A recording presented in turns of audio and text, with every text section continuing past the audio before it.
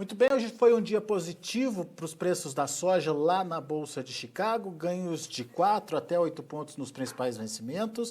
A soja trabalhando aí na contramão das últimas sessões. A gente quer entender o que significa isso, é uma mudança de tendência, é uma novidade, enfim, é alguma informação que justifique aí uma atenção especial. Quem nos ajuda nessa análise hoje é Luiz Fernando Gutierrez, Safras e Mercado, aqui com a gente. Seja bem-vindo, meu amigo. Obrigado pela participação aqui com a gente no Notícias Agrícolas. O mercado até anteontem, Luiz, estava um pouquinho pessimista aí, patinando um pouco aí nas cotações. E hoje uma alta mais consistente, digamos aí, de em média 5, 6 pontos nos principais vencimentos. O que mudou, Luiz? Boa tarde, Alexander. Boa tarde a todos. Obrigado pelo convite mais uma vez.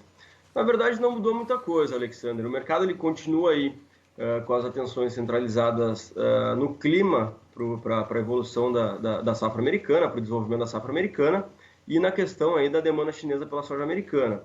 Naturalmente, o pano de fundo continua sendo a questão do coronavírus e a gente tem um momento aparentemente mais tranquilo, aquela ideia de que o pior já passou e tal. Então isso tira um pouquinho do peso do lado financeiro, mas realmente os principais dois fatores aí continuam sendo clima e demanda chinesa. E nessa semana a gente teve aí, nos últimos dias, né, uma certa piora climática no clima nos Estados Unidos, no meio oeste americano. A gente teve uma piora nas condições das lavouras americanas. Na segunda-feira aí teve uma queda até relevante, né, caindo de 71% para 68% de lavouras em condições boas ou excelentes, então é um dado importante.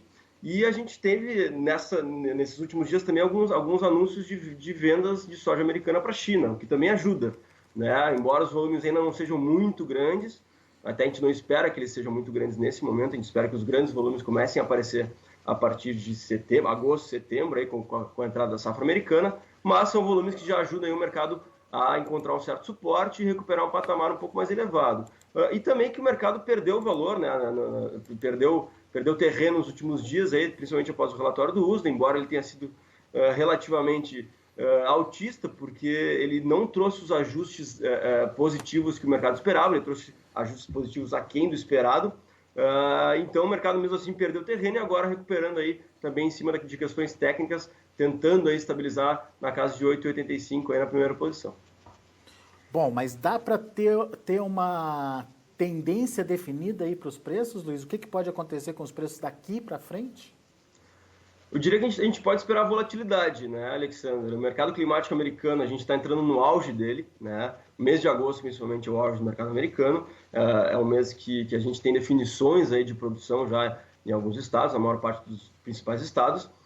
Só que o mercado climático americano, ele é tradicionalmente aí formado por grande volatilidade, né? Semanas de clima bom, a gente vai ter o mercado mais fraco, né, com menos força fundamental. Semanas de clima ruim, a gente vai ter o mercado com mais força fundamental e vai ser aqui daqui para frente. A tendência vai depender dessa questão. Claro que a questão da demanda continua muito importante, né? Principalmente a partir do próximo mês aí, os volumes de soja americana que a China vai comprar, eles tendem a aumentar e a gente tende a ver a confirmação disso.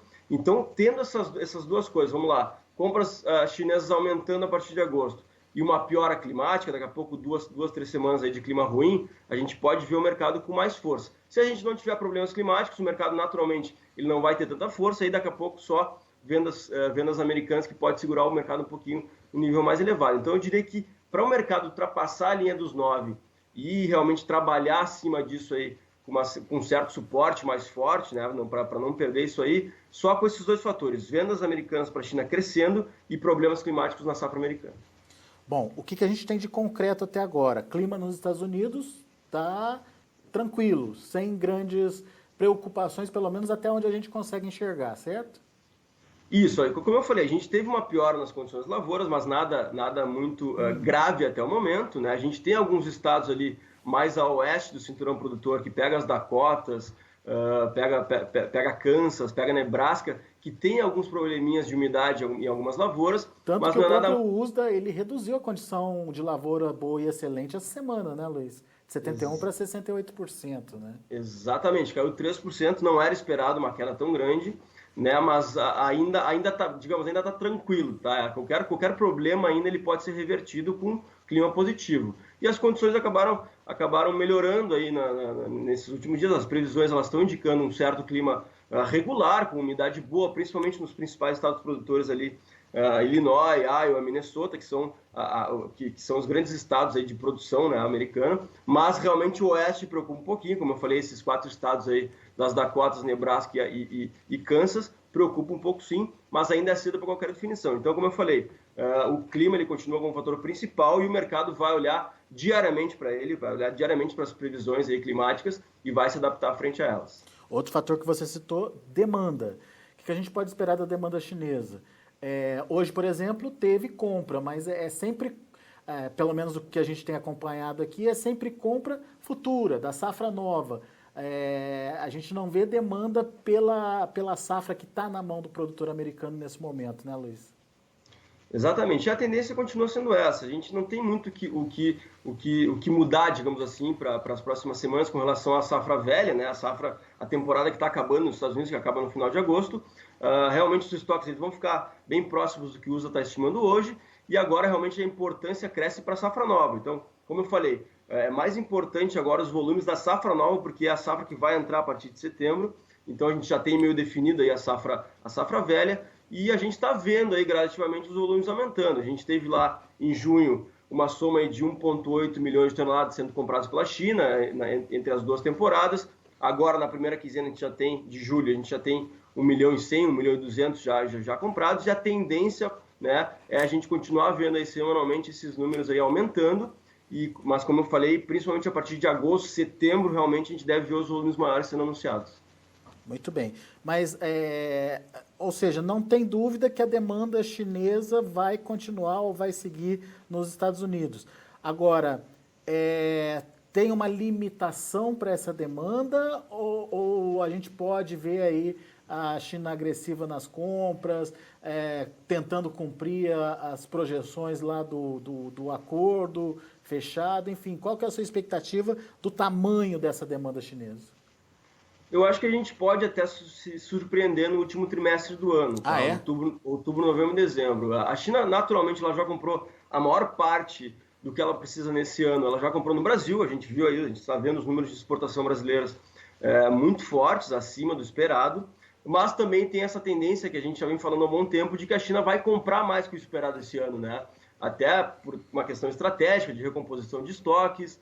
Essa questão sanitária é importante na China, a gente sabe o quão importante isso é, e também uma possibilidade, né, de daqui a pouco, lá em novembro, Trump ser reeleito e a gente ver um segundo momento de uma guerra comercial, que pode voltar, isso não pode estar descartado, né? Então a China parece que está com esse movimento aí de comprar mais do que ela precisa, de aumentar seus estoques, e naturalmente no final do ano, como quem vai ter soja aos Estados Unidos, a gente pode ser surpreendido sim por uma demanda um pouco maior do que esperado pela soja americana, até comprando mais aí do que se estimava e também entrando em linha, né, com aquela ideia de que a China aparentemente ainda quer honrar aquela primeira fase do acordo e as tensões estão mais tranquilas no quesito comercial agora, né, embora a gente tenha algumas questões políticas importantes aí crescendo, mas em âmbito comercial as tensões elas estão mais tranquilas, a gente está vendo parece que boa fé dos dois lados e a gente pode ver sim a China honrando o acordo comercial ou chegando muito perto aí daqueles volumes que foram acordados lá em janeiro desse ano. Muito bem. Mas isso ficaria mais para o final do ano, então? Isso, a partir da entrada da safra, né? Eu falei, a partir de meados de setembro aí começa a entrar os grandes volumes de safra americana, então, como eu falei, eu acho que o último trimestre pode nos trazer aí alguns números importantes com relação à demanda chinesa pela soja dos Estados Unidos. Muito bom. Enquanto o produtor americano fica aí na dependência da China para ter para quem vender, a gente aqui no Brasil tem um quadro um pouco mais complicado, né? Dá para dizer de escassez, Luiz? Eu diria que para o último trimestre do ano, sim. Acho que até agora, no último semestre, já dá para dizer isso, né? A gente já está com 93% da soja brasileira vendida. Obviamente que a gente não exportou tudo, a gente não esmagou tudo, a gente tem ainda um estoque dessa soja que foi comprada, que saiu das mãos dos produtores, ainda está na indústria, ainda está na trading, ela vai direcionar isso nos próximos meses, mas a gente percebe que tem muito pouca soja, a gente exportou demais, né? Inclusive a gente já tem rumores aí crescendo de recompras de soja para exportação para o mercado interno, né, o chamado washout, né, que é a recompra de contratos aí que inicialmente iam ser destinados à exportação, a recompra para destinar ao mercado interno, pela necessidade do mercado interno. E também a gente está vendo aí rumores e alguns movimentos já de compras de soja paraguaia, até mesmo argentina, mas mais paraguaia, nas regiões de fronteira, que tradicionalmente já importam um pouquinho todo ano, né? Mas a gente está vendo que o movimento esse ano pode ser bem maior do que o esperado, bem maior do que o normal, digamos assim. Mato Grosso do Sul, Paraná, Rio Grande do Sul, pela questão da quebra da safra também, é um estado que tende a importar mais soja esse ano. Então, isso mostra realmente que a gente tem pouquíssima soja disponível e é o principal fator que deve segurar os preços da soja aí, embora a gente possa ter uma queda de dólar, qualquer outro fator. Eu acho que a escassez de soja aí para o resto do ano, ela vai ser o principal fator de suporte para as cotações internas. Você tomou o cuidado de usar a palavra rumores. Não tem nada concreto ainda, Luiz? Não. Existem o pessoal está conversando, digamos assim, né? A gente tem alguns rumores de conversações aí entre as três, entre indústrias e tal, e o mercado internacional. Então, nada confirmado ainda, é importante a gente dizer isso, não tem nenhum grande contrato ainda de washout ou recompra já fechado.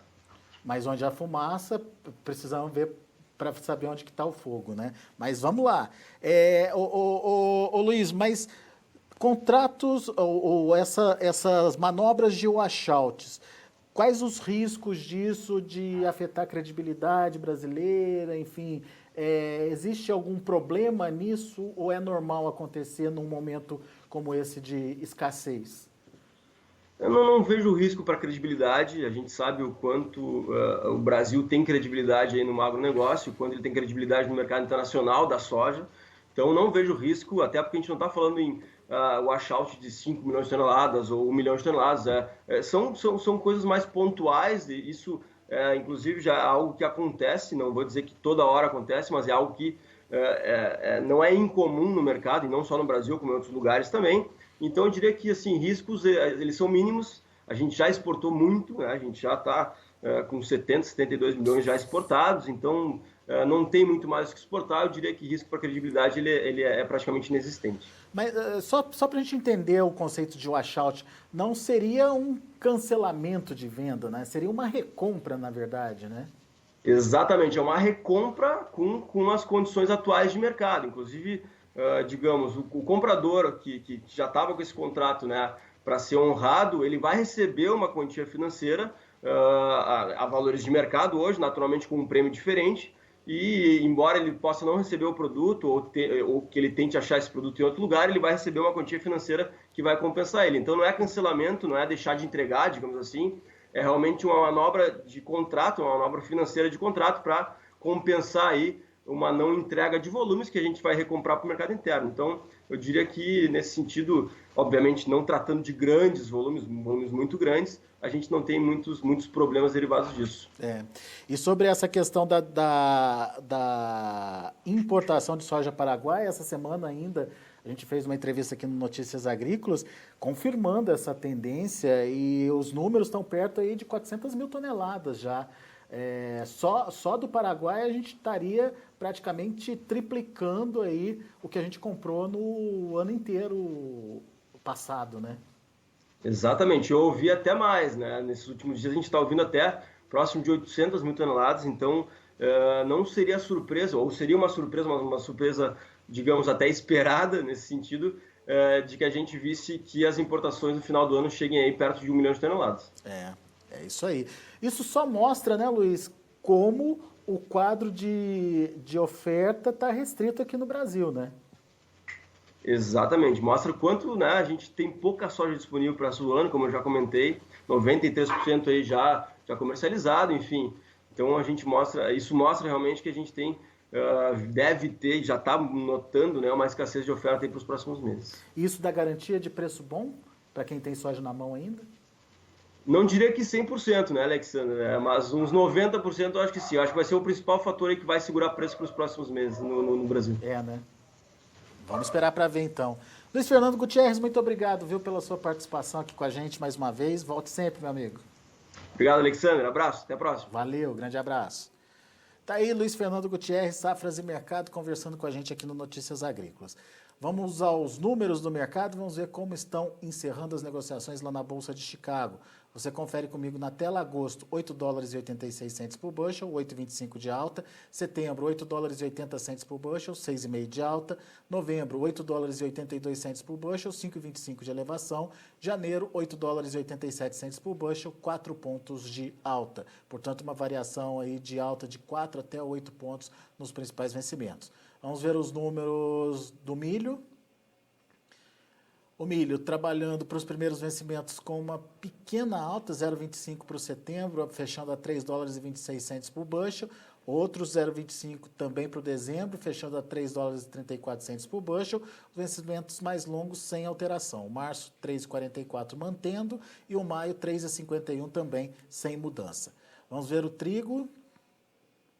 Trigo sim, subiu bem hoje, olha aí, setembro 5 dólares e 50 centes por bushel, 24 pontos de alta. Dezembro, 5 dólares e 53 centes por bushel, 21 de alta. Março, 5,58, alta de 19 pontos. Maio, 5 dólares e 58 centes por bushel, uma alta aí de 16 pontos, mais 75. São os números já de fechamento dos negócios lá na Bolsa de Chicago, sujeitos aí ainda a pequenos ajustes, mas de qualquer forma a tendência está dada. A gente agradece a sua participação, a sua audiência. Daqui a pouquinho tem mais informações para você. Continue com a gente.